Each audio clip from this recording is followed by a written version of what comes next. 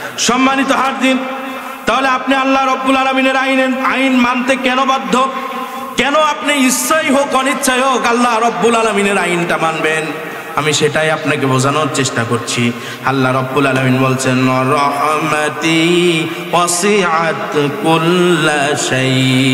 মহান রাব্বুল আলামিন বলেন, আমার রহমত সকল জিনিসকেই পরিব্যাপ্ত করে রেখেছে। চিল্লায় বলেন সুবহানাল্লাহ। আমাদেরকে কি আল্লাহ রহমতে রাখেন নাই? কথা বলেন না কেন? আল্লাহ কি আমাদেরকে রহমতে রাখেন নাই? আল্লাহই তো আমাদের রহমত দিয়ে পরিব্যাপ্ত করে রেখেছেন। কিন্তু যদি একটু ঠান্ডা লাগে, যদি একটু কাশি হয়, যদি একটু হাসি হয়, যদি আল্লাহ শীতের সকালে ফজরের নামাজ পড়তে যাবো, এত ঠান্ডা প্রচুর পানি, আল্লাহ কেন এটা গরম করেন নাই? বলেন কি বলেন না? কথা বলেন না কেন? আল্লাহ কিন্তু পানি গরমেই রেখেছেন। কিন্তু আপনি তো আপনার অভ্যাস, আপনি টাঙ্কির পানি দিয়ে ওযু করবেন। আপনার অভ্যাস, আপনি কল চাপবেন না, তাহলে কি আপনি গরম পানি পাবেন? কিন্তু আল্লাহর কুদরতটা দেখেছেন কি? একবারও কি খেয়াল করেছেন শীতের দিনে যত কল চাপেন তত গরম পানি বের হয়? সুবহানাল্লাহ বলতে পারেন নাই? গরমের দিনে যত কল চাপেন তত ঠান্ডা পানি বের হয়। এই কুদরতটা কার? এই কুদরতটা কার? কোন রব কি আপনাকে আল্লাহ রাব্বুল আলামিন বাদে আপনি যে নেতার আনুগত্য করছেন, যে নেতাকে মানছেন, আল্লাহকে বাদ দিয়ে যে মানুষের দাবিদারি করছেন, কারোর ক্ষমতা আছে এগুলো করে দেওয়ার? সম্মানিত হাজির, আল্লাহ রাব্বুল আলামিন আরো বলছেন, আর রহমানু আলাল আরশিস্তাওয়া লাহু মা ফিস সামাওয়াতি ওয়া মা ফিল আরদি ওয়া মা বাইনাহুমা ওয়া মা তাহতাস সারা ওয়া ইন তাজহার বিল কওলি فإنه يعلم السر وأخفى। আল্লাহু আকবার। আল্লাহ রাব্বুল আলামিন বলছেন তিনি পরম দয়াবান। আল্লাহ রাব্বুল আলামিন তিনি পরম দয়াবান। বিশ্ব জাহানের শাসন কর্তৃত্বের আসনে তিনি সমাসীন। যা কিছু পৃথিবী ও আকাশে রয়েছে, যা কিছু পৃথিবী ও আকাশের মাঝখানে রয়েছে এবং যা কিছু ভূগর্ভে রয়েছে, যে সম্পর্কে আমাদের জ্ঞানী নাই, কথা বলেন না কেন? যে সম্পর্কে আমাদের জ্ঞানী নাই, সব কিছুর মালিক একমাত্র তিনি আমাদের রব। তুমি যদি নিজের কথা উচ্চ কণ্ঠে বলো তবে তিনি তো চুপি সারে কথাও বলা শোনেন। বরং তার চাইতে গোপনেও যদি আপনি কোনো কিছু বলেন সেই কথাও আল্লাহ রাব্বুল আলামিন জানেন কি জানেন না? এটা কি আপনাদের বিশ্বাস হয়? না, বিশ্বাস হয় না, বিশ্বাস হয় না। বিশ্বাসী যদি হতো, যুবক আপনাদেরকে বলছি, আছেন নাকি মাহফিলে? আছেন? আছেন যুবক, আপনাদেরকে বলছি, যদি বিশ্বাসী হতো তাহলে ঘরটাকে আটকায় দেয়া আপনি আপনার জীবনটাকে নগ্নতায় ভাসিয়ে দিতে পারতেন না। কথা বলেন না কেন? আপনি বৃদ্ধ, আপনাকে বলছি, আপনি যদি বিশ্বাসী হতো যে আল্লাহ রাব্বুল আলামিন সব দেখেন, সব বোঝেন, অন্তরে যে কথাটা আমরা উচ্চারিত করি সেই কথাও আল্লাহ রাব্বুল আলামিন জানেন, এই জিনিসটা যদি আপনার অন্তরের ভিতরে গেঁথে যেত তাহলে আপনাকে দ্বারা কোনো অন্যায় সংগঠিত হতো না। কথা বলেন না কেন? আপনার অন্তরে যদি এই কথাটা কালিমা লেপন করতে পারত, যুবক, যে ঘরটাকে বন্ধ করে দিয়ে, ঘরটাকে আটকিয়ে দিয়ে তুমি খারাপ জিনিসে আসক্ত হয়ে গেলে, তুমি কি একবারও ভাবনি যে ওই অন্ধকার ঘরের ভিতরে দরজার ফাঁক দিয়ে নিচ দিয়ে অক্সিজেনের ব্যবস্থা তোমাকে তোমার রব করেছিল? কথা বলেন না কেন? রব যদি সেখানে তোমার অক্সিজেনের ব্যবস্থা না করতেন তাহলে তো তুমি সেখানেই শেষ হয়ে যেতে। কথা বলেন? তারপরেও কি তুমি নামাজে আসবে না? তারপরেও কি তোমার কোরআন পড়ার দরকার নেই? তারপরেও কি কোরআন ধরার তোমার দরকার নাই? তারপরেও কি ইসলামী আন্দোলন তোমার করার দরকার নাই? তুমি এত কিছু বোঝার পরেও যদি আল্লাহর দিন থেকে বিমুখ হয়ে থাকো, তোমার খবর আছে। কথা বলেন না কেন? তোমার খবর আছে। যুবকদেরকে বলছি, এত কিছু বোঝার পরেও যদি আপনারা ইসলাম থেকে, কোরআন থেকে, আল্লাহর দিন থেকে, আল্লাহর রহমত থেকে দূরে থাকেন, আল্লাহর দিন থেকে দূরে থাকেন, তাহলে আপনারও খবর আছে। কথা বলেন না কেন? খবর আছে না? খবর আছে না? বলেন তো, 5 ওয়াক্ত নামাজ পড়া ফরজ, এখানে জানেন না কে কে? হাত তোলেন তো। যাকাত, যাদের অর্থ সম্পত্তি আছে তাদের যাকাত দেওয়া ফরজ, যাকাত আদায় করা ফরজ, জানেন না কে কে? একজন হাত তোলেন তো। সুদ, ঘুষ, জিনা, ব্যভিচার এইগুলো যে হারাম জানেন না? একজন আছেন যে হুজুর আমি আজ পর্যন্ত শুনি না এই কথা, এরকম কি কেউ আছেন? যদি না থাকেন তাহলে আমি আপনাকে বলছি, আপনি তো জানার পরেও কেন আপনি আল্লাহ রাব্বুল আলামিনের অবাধ্যতা হলেন? কেন? আল্লাহ আপনার অন্তরকে জিজ্ঞাসিত করবে কিয়ামতের ময়দানে। কথা বলেন ঠিক কিনা? সেদিন কি উত্তর দেন? আল্লাহ রাব্বুল আলামিন আর আপনার ভিতর কথোপকথন হয়ে যাবে। কিন্তু অন্তত আপনি এই কথা তো আল্লাহকে বলতে পারবেন না যে আমরা আমাদের এলাকায় একটা মাহফিল করেছিলাম, যে আলেমকে নিয়ে এসেছিলাম, যে হুজুরকে নিয়ে এসেছিলাম, যে বক্তাকে নিয়ে এসেছিলাম, তিনি তো এসব কথা আমাদেরকে বলেন নাই। এই অভিযোগ তো অন্তত কিয়ামতের ময়দানে দিতে পারবেন না। কথা বলেন না কেন? সম্মানিত হাজির, তাহলে আল্লাহ রাব্বুল আলামিন তার রহমত দিয়ে, তার করুণা দিয়ে আমাদেরকে আল্লাহ রাব্বুল আলামিন ঢেকে রেখেছেন, তারপরেও আমরা বুঝি না। মহান রব্বুল আলামিন বলছেন, আলাম তারা আন্নাল্লাহা ইয়ালামু মা ফিস সামাওয়াতি ওয়া মা ফিল আরদ। চিল্লায়ে বলেন আল্লাহু আকবার। অনেক বড় আয়াত সূরাতুল মুজাদালাতে আল্লাহ রাব্বুল আলামিন বলছেন, তুমি কি কখনো এটা অনুধাবন করো না যে আকাশ মণ্ডলী ও জমিনে যা কিছু আছে আল্লাহ রাব্বুল আলামিন তা সবই জানেন? কথা বলেন। আকাশ মণ্ডলী আর জমিন যা কিছু আছে না কেন, সব কিছুর ভিতরে আকাশ মণ্ডলী ও জমিনে যা কিছু আছে সব কিছু আল্লাহ রাব্বুল আলামিন জানেন কি জানেন না? আল্লাহ রাব্বুল আলামিন জানেন। এবং কি আল্লাহ রাব্বুল আলামিন বলেন, কখনো এমন হয় না যে তিন ব্যক্তির মধ্যে কোনো গোপন শালা পরামর্শ হচ্ছে, তিনজন ব্যক্তি শালা পরামর্শ করছে গোপনে যে আমাদের মসজিদের ইমাম সাহেবটাকে তাড়ানোর দরকার, ইমাম সাহেব হকের পথে কথা বলে, আছেন এরকম? ইমাম সাহেবকে তাড়ানোর দরকার, ইমাম সাহেব সুদের বিরুদ্ধে ওয়াজ করে, ইমাম সাহেবকে তাড়ানোর দরকার, ইমাম সাহেব জিনা ব্যভিচারের বিপক্ষে অবস্থান নেয়। আমি মসজিদের সভাপতি, আমি ঘুষখোর, আমি মসজিদের সভাপতি, আমি জিনার সাথে জড়িত, আমি মসজিদে দায়িত্বশীল, আমি খারাপ আর অন্যায়ের সাথে জড়িত, আমার ইমাম সাহেবের ওই কথা বলার দরকার কি? এরকম লোক আছে না? এই এলাকায় নাই। সম্মানিত হাজির, আছে? সম্মানিত হাজির, জোরে বলেন না, মানুষ শুনলে পরের সমস্যা হবে, আমিও বুঝতে পারছি, জোরে বলার দরকার নেই। সম্মানিত হাজির, আল্লাহ রাব্বুল আলামিন বলছেন, তাহলে আল্লাহ রাব্বুল আলামিন সব কিছু জানেন। তিন ব্যক্তির ভিতরে যদি কোনো গোপন সারা পরামর্শ হয় যে এবার অমকের বাড়িটা পুরাইয়া দিতে হবে, অমককে গ্রেপ্তার করাইয়া দিতে হবে, ওই আলেম কেন হকের উপরে কথা বলবে, ওই আলেমকে গ্রেপ্তার করাইয়া দিতে হবে, এরকম পরামর্শ দেয় কি দেয় না? কথা বলেন না? সম্মানিত হাজির, কোরআনের কথাগুলো বন্ধ করে দেওয়া হতো, কোরআনের কথা বন্ধ করে দেয়। এই চরিত্র হচ্ছে কাফেরদের। এই চরিত্র কাদের? এই চরিত্র কাদের? وقال الذين كفروا لا تسمعوا لهذا القرآن والغوا فيه لعلكم تغلبون।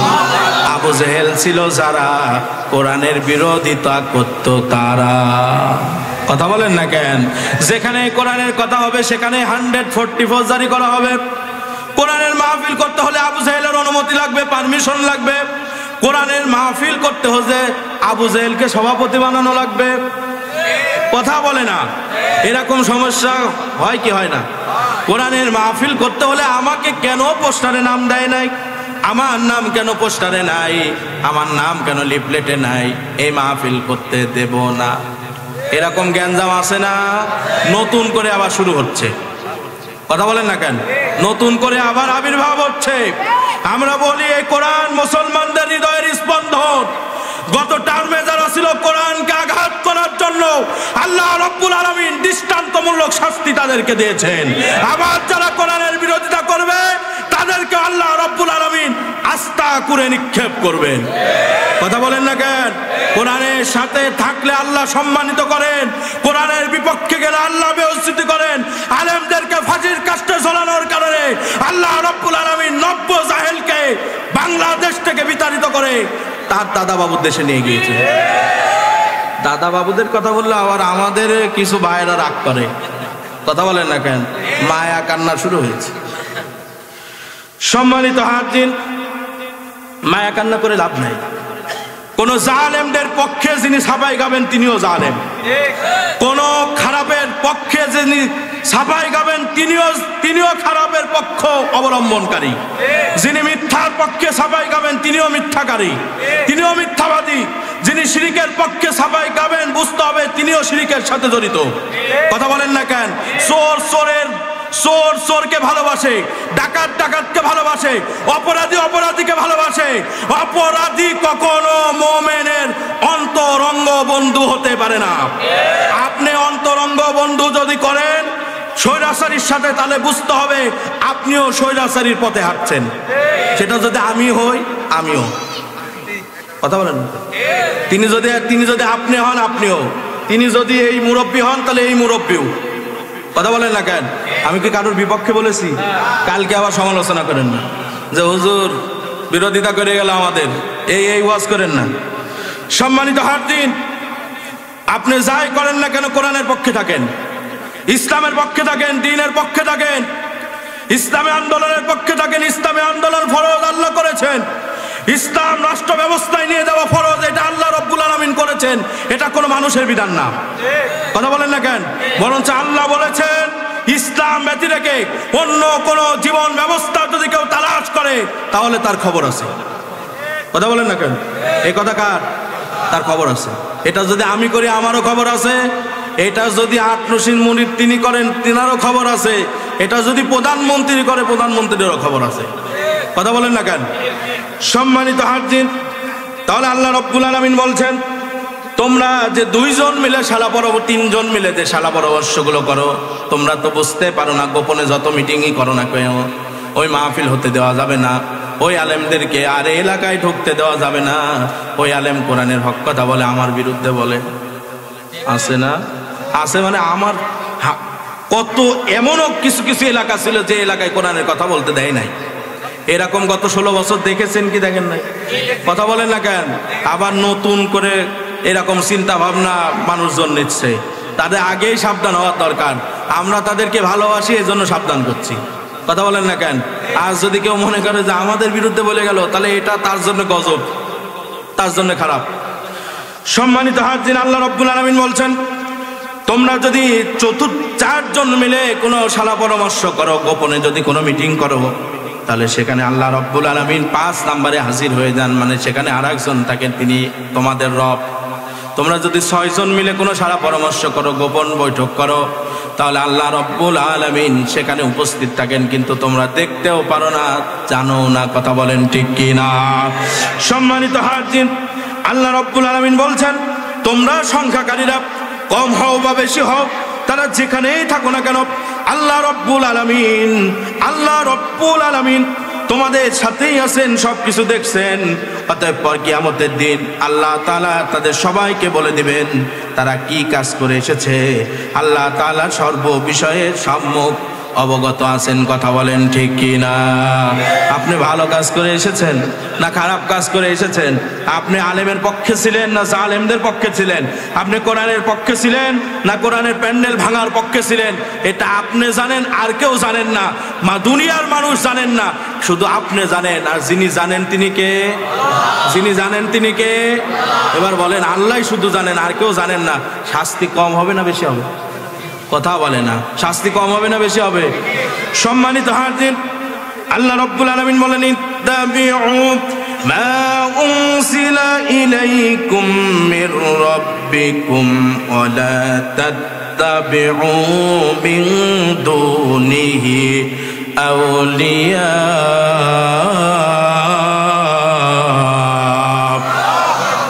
আল্লাহ রাব্বুল আলামিন বলছেন তোমাদের রবের পক্ষ থেকে অবতীর্ণ কিতাব, নাজিল কিতাব, যে কিতাবটা আমি তোমাদেরকে নাজিল করেছি, এই কিতাবের অনুসরণ করো এবং তাকে ত্যাগ করে অন্যান্য অভিভাবকের অনুসরণ করো না। এই কথা কার? কোরআন ত্যাগ করা যাবে? কোরআনের সংস্পর্শ থেকে দূরে থাকা যাবে? কোরআন আপনার ভাগ্যের চাকা ঘুরে দিতে পারে। কথা বলেন ঠিক কিনা? সম্মানিত হাজির, তারপরে আল্লাহ রাব্বুল আলামিন বলেন, এইবার আল্লাহ রাব্বুল আলামিন সামনের দিকে এগিয়ে একটু একটু করে বলছেন, এত কিছু বলার পরে মহান রব্বুল আলামিন এবার ডাক দিয়ে বলছেন আলা লাহুল খালকু ওয়াল আমর, সাবধান হয়ে যাও, দুনিয়াটা যার, আইনটাও চলতে হবে। দুনিয়া কার? দুনিয়ার মালিক কার? আমাদের জীবনের মালিক কে? হায়াতের মালিক কে? মৌতের মালিক কে? কণ্ঠের মালিক কে?